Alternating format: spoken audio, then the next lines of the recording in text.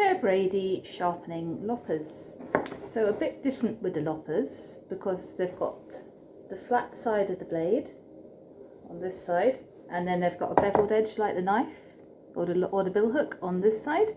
So we've got to treat those a little bit differently. So this time I'm using my sharpening stone.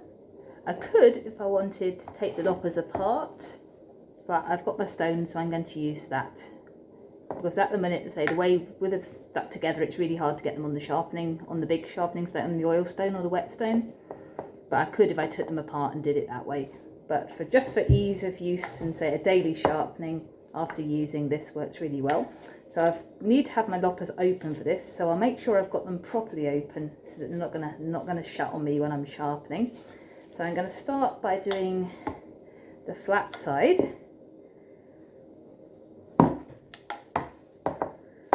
Let's turn that over. Let's find an easy way to do this. So I'm just going to run so this stone's a flat sided and it's got a curved edge, so I'm going to use the flat side and I'm just going to run it along my blade just to make sure it is nice and flat. So this side clamps along this flat edge here and squashes it together basically to cut things. So just the same, always running my stone away.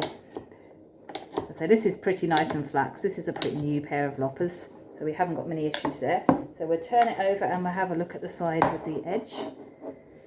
So this time I need to match the edge, so I'm going to lift my stone a little bit so that it's not sitting flat, otherwise I'm not going to get anywhere because it'll just be sitting above the blade and not on the cutting edge. So to reach the cutting edge, it's a bit like when I've got it on the knife block, I'm just going to tilt it until it comes in contact with the edge, then sweep down the way. So flat, tilt it, in contact with the edge, sweep down the way.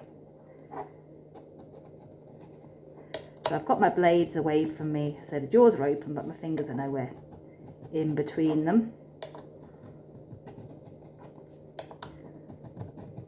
So I can see this is shining up nicely.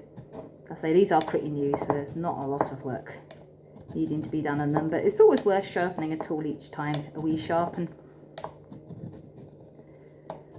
just to keep them really cutting well. So let's give these a try. I've got a wee stick here, put on the edge of the table. And that's cut through really nice and cleanly, no jaggy edges, so that is really nice and sharp.